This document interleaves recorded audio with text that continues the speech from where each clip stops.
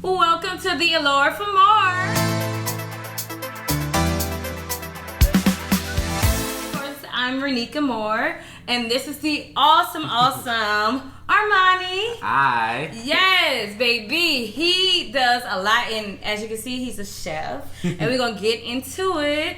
But like every episode, we have the icebreaker. Okay. Ooh. It's called More Bet. Okay. So what you have to do is pull a tab, and you have to answer the question or respond to the statement. Are you nervous? Yes. You should be. I don't know what none of this is. This one? You can pull it off. Okay. Either one. Let's see. I gotta read it. Mm-hmm. Are you a smoker? Oh. It's probably gonna be a no to all of those things. Are you a smoker, drinker, or you don't condone in those activities? I don't smoke because I sing. I'm not really a drinker. Like as far as like alcoholism or whatever, but are you speaking like as far as a social drinker, something like that? Yeah, social. Then yeah, but I'm not like, I don't crave alcohol or nothing of those things. So. Yeah. And there you have it. It's just to get you everybody warmed up and kind of see. I'm ready. So I want to know. We need to let our viewers know, the viewers that see you doing all those reels, those TikToks, those awesome fun videos. Talk to us a little bit about who you are and what you do, and we want to know who busting up in that kitchen. Okay. Well, of course, my name is Armani Bailey. Now, as far as what you see on the reels and everything, that's not really like a show. That's not me putting on. That's my personality. Love it. That's my vibrancy. Only thing I can really tell people about is that it's not that there's a difference on camera, that my natural personality is as far as a reserved and conservative person, but in front of the camera it's almost like showtime. Right. Wow. Showtime. Yeah. And so I don't keep my personality hidden from people or anything like that, but I feel like the same love and warmth and the southern and the soul and the spirituality, all that you get throughout those videos is what you get from me in everyday life. And I always tell people, and they think it's just like a slogan or a phrase, but I say, know that I love you, but Jesus loves you more, that you were designed by God and engineered to last. And in my videos, I'm trying to remind you through laughter and comedy or whatever, an encouraging message that, hey, you're going to make it. It seems hard, it seems rough, but I'm a testament of somebody who made it. I'm a testament of overcoming and going past people's opinions and telling you what you can and can't do and who you can and cannot be and where you can and cannot go. Tell all them people goodbye, good night, good riddance. Deuces. And carry on. And how to say, live your best life. Yes. Okay, so that's just me. I'm living my best life and trying my best to have a positive impact on those who choose, because when you get on those social media sites, you choose to watch me, you choose to tune in, whether you hate me or like me, you chose. You it was made a choice. Everybody got a choice. You have a choice. Well, yes. I love it. So I also want to talk about, this guy is doing some amazing big things, and then this is just the beginning. What he's doing. So I know you've actually. People like Leandria has tried your food. Corinne Hawthorne has tried, like some elite people has tried your food. So tell me, like, what is it about your food that made people say, forgive me if I do it wrong. Yes. I love it. Oh my gosh, I love it. I had to do it, y'all. On both of those occasions, there was some sort of pasta involved, if I'm not mistaken. It was a stuffed Cajun shrimp pasta inside of an entire chicken. So the whole chicken was stuffed with pasta, like cooked and stuffed with pasta. And then Leandra had our jerk chicken and sausage pasta with green beans and dinner rolls and all of those different things. And so I think one of the biggest things or the most certain thing that make people say yes 3 times, I said all the time, it's something about a marinade. Yeah, you talking about your parents. It's something about a marinade. I believe that is the key to it, but I also believe that we cook with love in every dish. I believe you can taste it. I believe you can taste the integrity. and the quality. We don't shop at local grocers as far as like, no offense to Walmart and different things like that, but we don't shop there. Quality meat, quality products, ingredients, all those different things. I kid you not, like 97% of what we make here is from scratch. 97%. And even if we don't make it on scratch on camera, we still teach how to make it from scratch. Oh, wow. A lot of the videos that we do, we make the meals simplistic for the person who struggles with cooking. I'm not doing cooking videos for the one who already knows. I'm doing it for the one who be like, listen, the beginner like myself. How can I get it done? Yeah. So not too much on us, but literally those things that we produce, from all of our catering services to our meal prep to plate lunches, all of those different things are from scratch. Baby, can you do it from scratch? Guess what? He can teach you if you can't. If you didn't do it from scratch, you got a boxes from scratch. No. And you guys, we are going to get into his cooking. So, Mr. Armani, yes, ma'am. Talk to me about this Boudin dough concoction that you made. What do you call it? It is called a pepper jack cheese Boudin Roll. Okay. And you designed this all yourself, huh? Did. Ooh, tell me, what was the inspiration? You just saw some cheese, saw some Boudin? No. Oh, tell me. So, I'm not much of a sweet eater, and we really don't do pastries here at Fat Boys Kitchen. And so I was thinking of a way to incorporate different things, or how to put more soul into some meals. So like things like we have chicken pot pies and those different things, and sweet potato pies and peach cobblers and all that stuff. And I was like, that all sounds delicious, but to me that's all dessert. And we really focus more so here on appetizers and entrees. So what's a way that I can give kind of the same spin but still focus on the appetizer and entree? And one day, that's out of my sleep, I guess I must have been thinking about cinnamon rolls. I woke up out of my sleep, and the next thing you know, the pepper jack cheese Boudin rolls was formed. Like that same day, I was like, da da da da da. Not today, huh? No, and it's been this. Wow. So here we have is just some pepper jack cheese. Now this is Sargento brand, but of course you use whatever you want to. I let mine touch, but I don't let them overlap just because of the way the cheese melts. I mean, you don't want the cheese on it to look sloppy.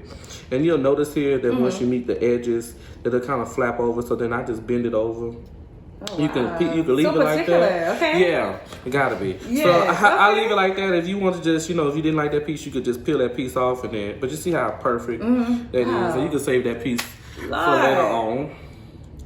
But yeah, and then being a native of Louisiana, Boudin is always a big thing for us, and people are always eating pepper jack cheese Boudin balls and stuff like that. But people had never heard of this, and so when I brought this to the table, everyone's like, "Oh my gosh, what?" I'm gonna need you to coin this, baby. What? Let it be just, come on. I need your name on it. Well, that's what it is. This is mine. So can't nobody steal it, for all the people out there. They already know about it, You can't go and copyright something that's already copywritten. Come on. But of course, this will be in our cookbook that we're working on right now. Oh, wow. Okay. Yes. So we're working on right now what's called a devotional cookbook. So not just feeding you physically, but also feeding you spiritually, because every part of you needs some type of nourishment. So.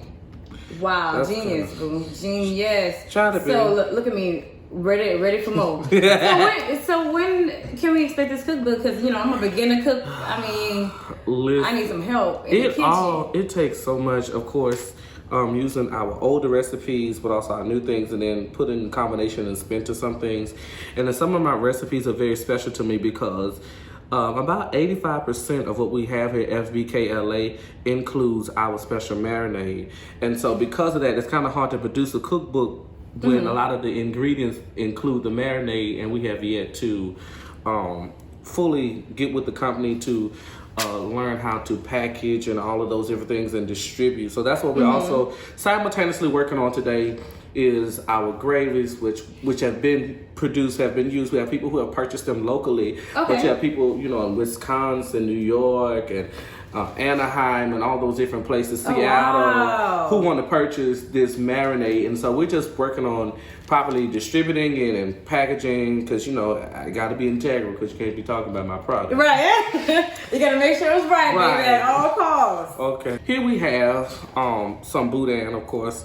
from one of our local spots here. Now, I can make boudin from scratch, but that takes a long time and a lot of work. Oh, talent. It takes a long time and a lot of work. But if you are somewhere and they sell boudin, you can, of course, go buy your local grocer's boudin, or you can just go and, I guess, to substitute to do like a dirty rice mixture or something of the sort, or some type of meat substitute. But if you don't use boudin, then you can't call it a pepper jack cheese boudin roll.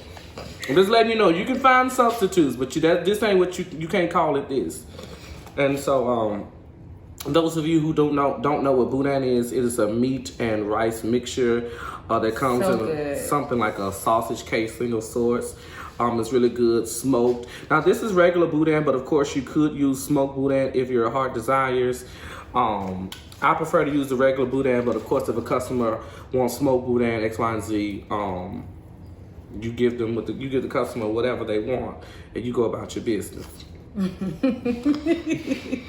So, you let them know the price difference, and you just keep it going. Either it's a go or not.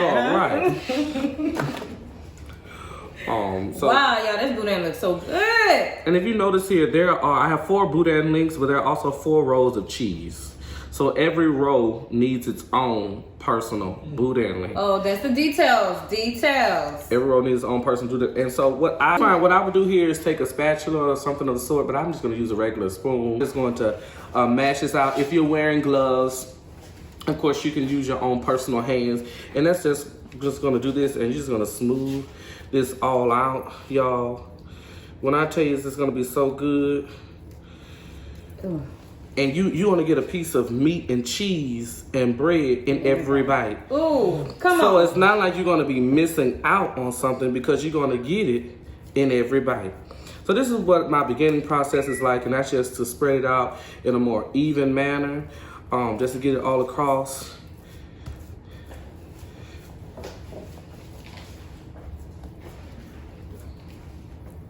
And then after you do all that, I ain't gonna lie, I want to just scoop up some of that boudin in a piece of cheese. I understand.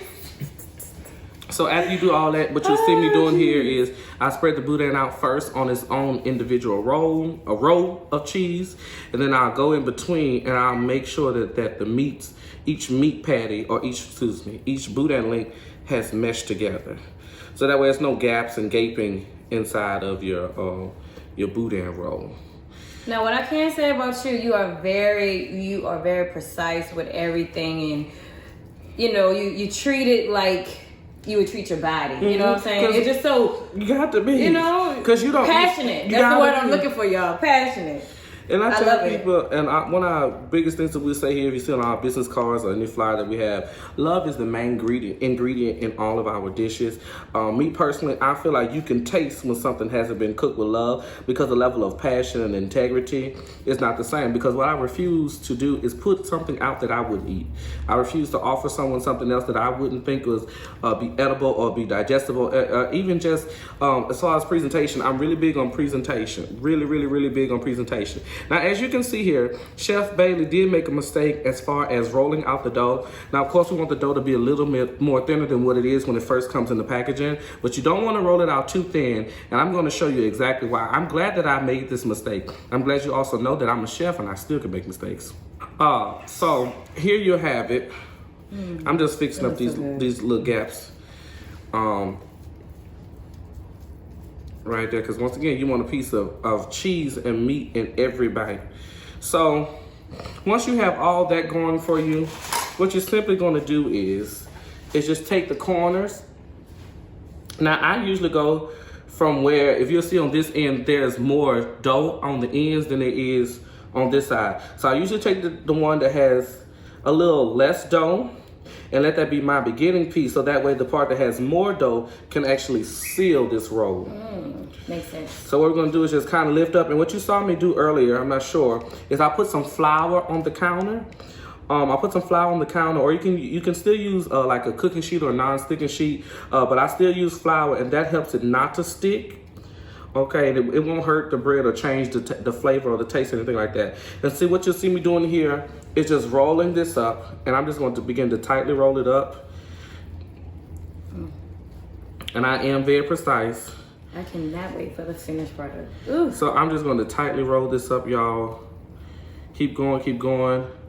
Like I said, I'm very precise, at least I try to be. But you'll see right here, this is liable to bust open. You'll see that the seam of the dough is not the same on all things. So just be very careful when you are rolling out your dough. If you don't have a rolling pin, you can do like I did and just use a plastic cup or just any cup, whatever you have around the house that'll help you roll out some dough. Now, in my kitchen, usually we wouldn't salvage these parts just because of how I like presentation. But if you're at home and you like, you know, I'm not wasting no bread, you take those ends, you let those ends meet just like that. Like you're folding it. Mm-hmm. Okay. I let them fold, and then I kind of smush them together and then flip it over until it just closes up properly. And then there you go. And from there, you'll take your loaf. Ooh. This is the entire loaf. You take your loaf, place it. Now you can wrap yours in plastic wrap. As you see here, I have some parchment paper. So I'm just gonna take this parchment paper, take the Boudin Roll, roll it up one more time. And we're just gonna stick this in the chiller for about 30 minutes. And then after that, what you'll do is after you take it out the chiller, you'll come back and you'll pre-cut the pepper jack cheese Boudin Roll. So you'll cut it. I start in the middle and then I just go from there. Go from there. Once you pre-cut, then you can go in and make your final cuts, and there you will have it, the full Boudin Roll. You'll see all the little rolls and you'll lay it all out and stuff like that. And so once that part has happened, once you have cut it and laid it all out, of course I will lay it out on this parchment paper, spray a little cooking spray. I will take some melted butter. I prefer unsalted, but you can use salted butter, that's what you have. I will take some melted butter and I will begin to baste those Boudin rolls.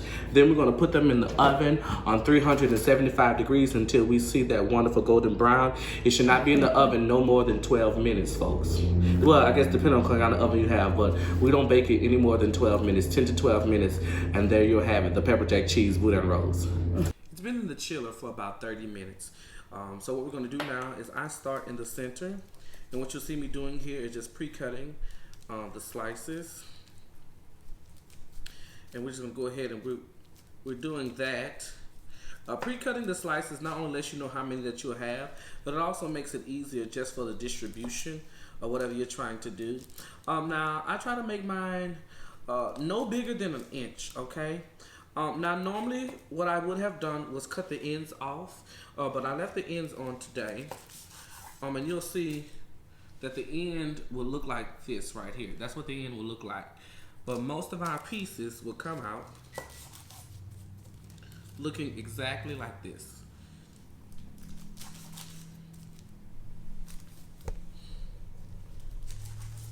And you'll see that pre-cutting has made this much easier. I don't have to worry about the dough moving and the dough sliding, all those different things. Take all of this, and there you have it. Now, depending on how big you have sliced your loaves, I'm doing mine a little bit bigger today. Depending on how big you slice your loaf, will show you how much that you can produce. But since here today that I've gone a little bit bigger, normally we produce between 12 to 15 slices per loaf. But you'll see here today that we have 1, 2, 3, 4, 5, 6, 7, 8, 9, 10, 11. Okay, so it's just one underneath what we would normally have here at Fat Boy's Kitchen, and that's even with us slicing off the end. So what you'll see me doing now is taking my foil pan. You can use whatever it is that you have at home, whatever pan you have at home. And what I'm going to simply do is, now you can just transfer this paper into here, but what I'm just going to simply do is just spray down this pan with a little bit of cooking spray. And I'm just going to make sure I evenly put them in. And I like for mine to meet the edges. So I just go in and take them and let them meet the edges of the pan. And then those things that we have left over, we could go ahead and you just go ahead and put those in the middle. Now remember that this dough rises, dough spreads. My God, would you look at that? Okay. Look at that. Now make sure that with your end pieces that you still flip them up and you gotta kind of press them down, okay? Make sure that you still flip those end pieces over. And then your next step is going to be, I have melted some butter here in the microwave. And so all we're going to do today is take this melted butter. We're gonna go over here and we're gonna take our baster, our brush, and we're just gonna take that butter, that hot melted, and this is unsalted butter, but you use whatever butter you prefer. Okay, take that hot melted butter, and you're just gonna take that and put that on top of your rolls, y'all. And when I tell you that this, almost quickened. When I tell you that this is going to change the trajectory of how you bake, so even if you didn't do the Boudin rolls, the pepper jack cheese Boudin rolls, but even if you did, just regular cinnamon rolls, don't forget to baste these things. Even when you're doing like biscuits or whatever in the oven, don't forget to baste it. And y'all, I'm not just basting the top. I'm gonna go around the edges. And that's going to help with the coloring of it as well as with the texture of the bread. It's going to make sure that it remains moist. That's a really big thing that we're going to focus on today is the moisture of the bread. Because I don't know about you guys, but I don't like hard biscuits. Me personally, I don't like a hard biscuit and what have you. And I know many of you... I like it to melt in my mouth. Right. Many of you have asked me before, will we be shipping out these and what have you? And all I can tell you guys is that I've heard your request. We're working on it. So we have to find the best way to maintain the integrity of our food. And so what we're going to do is we have our oven preheated to 375 degrees. We're going to go ahead and place these. Ooh, get into it. We're going to go ahead and place these into the oven for about 10 to 12 minutes or until golden brown. And then y'all, they're going to be ready to eat. And when I tell you that they're not going to be able to get enough of these things, get ready, huh? Yes, yes, yes. Okay, guys, so it has been about 11 minutes exactly, and we have taken these pepper jack cheese Boudin rolls out of the oven, and we have plated them. Of course, it's not all of them, but we have plated them, and of course gave them a garnishing. And what we have here is just a side sauce. We made this sauce from scratch, but of course you can also go to the store and buy something of sort like spicy ranch, or maybe even try your hand at sriracha sauce or whatever your taste buds are craving that day. Or you can do just like I do, eat the pepper jack cheese Boudin balls all by itself. But I'm gonna let you, Miss Moore, huh? Ooh, y'all see me? Like while he was talking, y'all was just looking at this beautiful plate of food this entire time. So I'm ready, you guys. Ooh, and it's so soft, y'all. I'm gonna just have to go in. You're not gonna dip it? I don't know. I feel I'm gonna take a bite and then I'm just...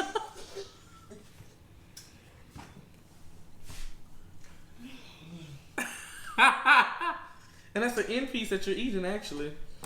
Yes! Yes!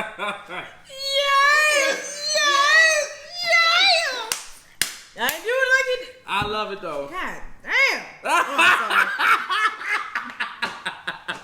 Y'all know that was honest. My God. Trying to tell y'all, do it in your kitchen. Bye, y'all. My God. Yes, give it over. Give it over. So, what's your backstory with your culinary journey? Contrary to popular belief, I did not attend culinary school. I did go to school, but for music education, that was my major with a minor in business administration.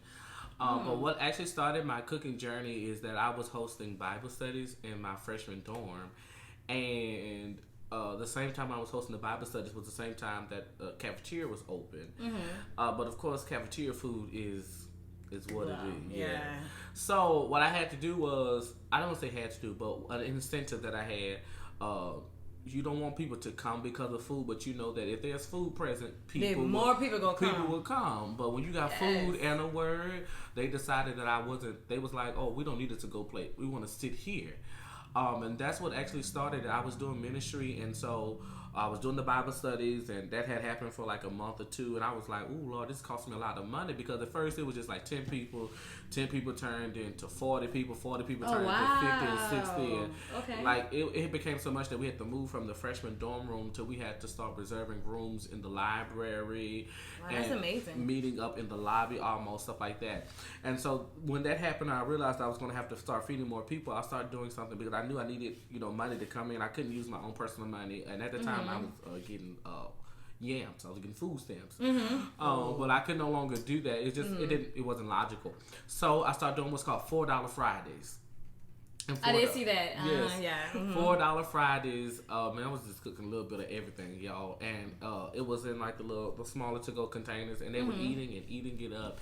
But one day, a university police officer came in, was just telling me, well, that's not a part of the policy. You can't do that. And was actually trying to shut me down. Do that? And so, I wasn't going to argue. I was just like, well, I guess my time has come. Of course, it's a wrap, huh? Right. And so what I told him to do, I said, well, look, I done cooked this food anyway.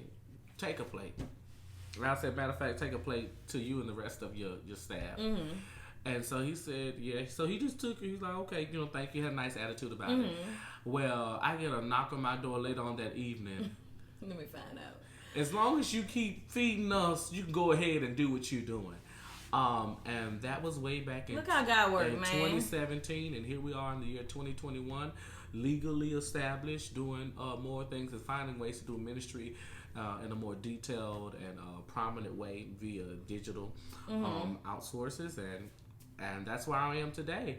And if you ask me how I got here, truly by the grace and mercy of God, remaining humble, confident in those things, bold in those things that I knew I could do, and remaining coachable and teachable, and that's how I got here. I love it. Wow, look at God. You really never know. Hello. Hey.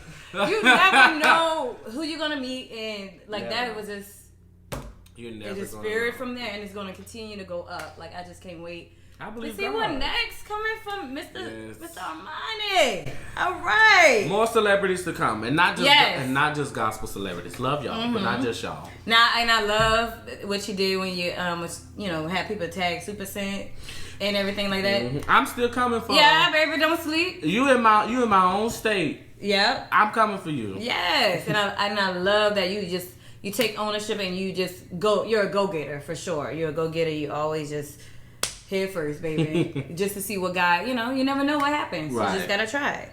So, I know you have that catering business, but you also, I seen that you sell gravy, or you're working towards that. Yes. So tell me a little bit about that. Tell me more about that. Our homemade gravies actually stem from. Most people do a butter flour or oil flour water mixture, and that's what they do. But our gravy is actually produced from cooked meat. And so, oh, I know that's flavor, right? And so you have all the flavor in the ingredients, and so our gravies, just like if you would go to the store, which I hate this, you go to the store, you buy a pack of gravy, but it'll say chicken gravy, pork gravy, turkey gravy, all that stuff, and that's powder. It's not real. It's not from scratch. It's from scritch. So what is from scritch? So our gravies come in like that. They do come in a jar container, something very similar to like jam or jelly. That's not the consistency, but the packaging in the container, and that's what it is. So it's from scratch, and then we have my marinade. Now, I can't wait. Marinade. Oh, that's the bread and butter, huh? Right there. Okay. It is an all-purpose marinade. Of course, we have multiple different kinds of marinades, but the one that we use the most and the one that we have sold the most is the all-purpose marinade. Of course, I cannot tell you all of the ingredients, but I will let you know this now.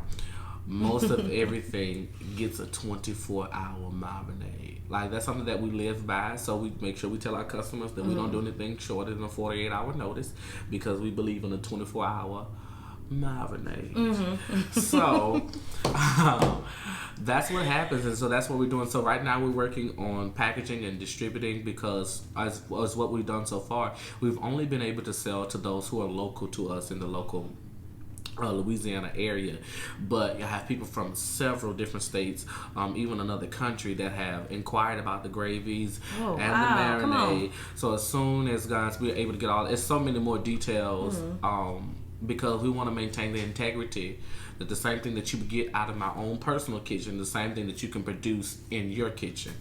And so until that is perfected, I'm sorry you won't be able to receive it, but you can anticipate about it. There you go. Oh, I see. Once we get this gravy, I'm gonna probably say, I can't say it like him, marinade. Once you get that in y'all kitchen, ooh, we gonna be Fat Boy Kitchen LA certified. Trying to tell you, huh? Trying to learn something. That's what the old folks are trying to learn something. Let's go. So, like on every episode, I always let the guests give a cheers or a toast or whatever they want to tell the viewers. Whatever you're going to pursue, there's a level of persecution that comes with it. So as long as I was cooking and hosting the Bible studies, people were okay with that. But the minute that I started to get online and do videos that I felt like were encouraging and uplifting, or even had a comedic flair to them, they took it negatively. So people condemned me to hell, told me I was a backslider, told me I was no longer a believer. And so when people ask me, how did I get here today, or what can I tell them about it, is I tell them all the time, I got sent to hell for this. And so if you're not willing to suffer, if you're not willing to be persecuted, to be talked about, for people to say, people that you love, people who you thought knew your character and your morals and what you possess as an individual, if you're not ready for them to turn their backs on you, then you're not ready for this next place. If you're not ready for what you thought was going to be easily taken in, you thought people were going to be very receptive to it. And many of you don't know what true reception is until you've been rejected. You don't know how to appreciate it. And that's what I can say about my business.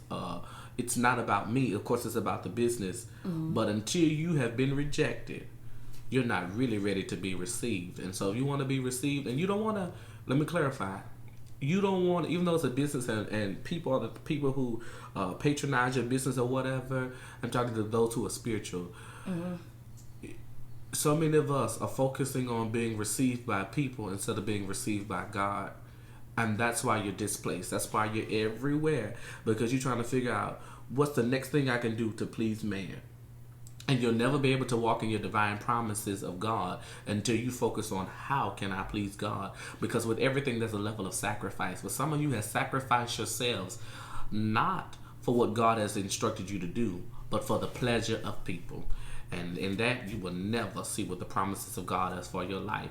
And the same people, I'm looking you in the camera, those of you that are watching, the same people that sent me to hell are the same people who are calling me, asking me, how can we book you? How can we hire you? We want Fat Boys Kitchen LA at our next event. What is your delivery? All of those, can you give me a cooking lesson? What is your measurements, ingredients? The same people. And though they may do it privately because they really don't want to seem hypocritical publicly, you know that God is still rewarding you. So I tell you today, don't retaliate.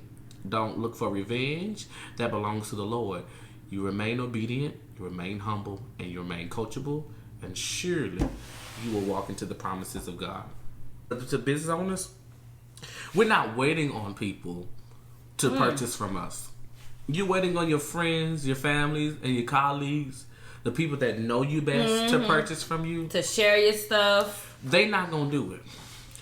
Reach your audience. And it's unfortunate that your audience is not your family. Your audience is not your friends. Your audience is not your colleagues and those people who are near and dear to your heart. You will have a few that purchase from you, but if you're waiting on the people that are familiar to you, then you're not really ready for your future. If you're looking for the same thing to be repetitive, you're not ready for your next. You're not. I can tell you that. You're not ready for your next if you're still waiting on your familiar.